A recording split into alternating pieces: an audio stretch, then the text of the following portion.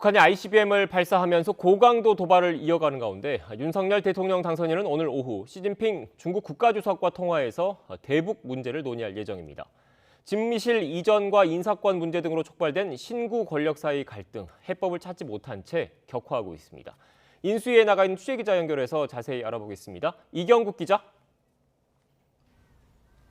네, 서울 삼청동 인수위에 나와 있습니다. 네, 오늘 있을 윤석열 당선인과 시진핑 주석의 통화, 어떤 내용이 중점적으로 다뤄지겠습니까? 네, 아무래도 급박한 한반도의 정세를 두고 긴밀한 협의가 이루어질 것으로 보입니다. 앞서 북한이 어제 대륙간 탄도미사일을 발사한 뒤에 윤석열 당선인 이 관련 상황을 수시로 보고받으면서 대응책을 논의했습니다. 늦은 시간까지 상황 점검을 위한 회의를 진행하기도 했는데요. 인수위 외교안보분과 관계자들도 의견을 적극적으로 개진했습니다. 윤 당선인은 오늘 SNS를 통해서 북한이 서해 수호의 날을 하루 앞두고 12번째 도발을 해왔다며 도발로 얻을 수 있는 것은 없다. 또 더욱 굳건한 안보 태세를 갖추겠다고 엄중 경고를 보내기도 했습니다. 취임 전 윤 당선인과 새 정부의 위기 관리 능력이 시험대에 올랐다는 분석이 나오는 상황입니다.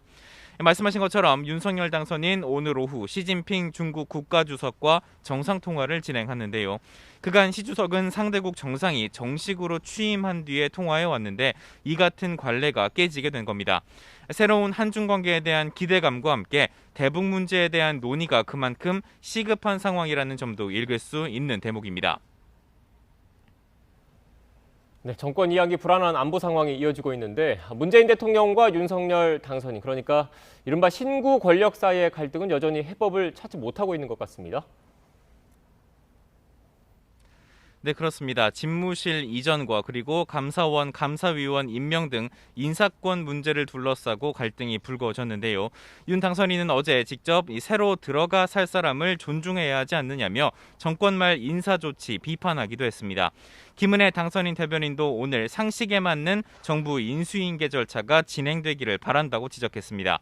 여기에 박범계 법무부 장관이 수사지휘권 폐지 등 윤 당선인의 사법 공약에 반기를 들면서 인수위가 법무부 업무보고를 유예하는 등 갈등의 폭은 더 넓어진 상황입니다. 문 대통령과 윤 당선인의 회동을 위한 실무 협의도 멈춰선 상황인데요.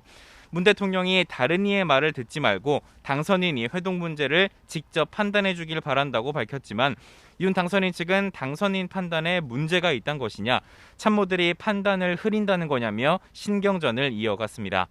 당선 이후 2주가 넘는 시간이 지났지만 전례 없이 회동은 이루어지지 못하고 있는데요. 여전히 회동이 진행될지는 불투명한 상황입니다. 네, 어제에 이어서 오늘 또 주요 부처들의 인수위 업무 보고가 이어질 텐데 관련 소식도 정리해 주시죠. 네, 인수위는 오늘 6개 분과를 가동시켜서 주요 부처들로부터 업무 보고를 받습니다. 먼저 존폐 갈림길에선 여성가족부 업무 보고가 오늘 오후에 잡혀 있는데요. 여가부는 기존에 맡고 있던 정책 기능을 어떻게 조정할지를 포함해서 조직 개편 방향 검토 내용을 보고할 것으로 보입니다. 윤 당선인은 어제도 여가부 폐지 공약을 두고 자신이 국민에게 거짓말을 하겠느냐며 관철 의지를 강조하기도 했습니다.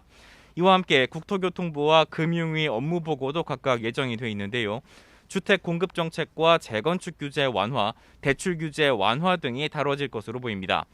신구 권력 인사권 갈등의 중심에 놓여 있는 감사원의 업무 보고도 예정돼 있습니다. 공석인 감사위원 2명의 제청 문제와 감사원의 독립성, 중립성을 보장하기 위한 방안이 화두가 될 것으로 보입니다. 오늘까지 대부분의 업무 보고가 마무리가 되는 만큼 인수위는 다음 주부터 취임 100일 이내에 추진할 핵심 국정과제를 추리는 작업에 착수한다는 계획입니다. 지금까지 삼청동 인수위에서 전해드렸습니다.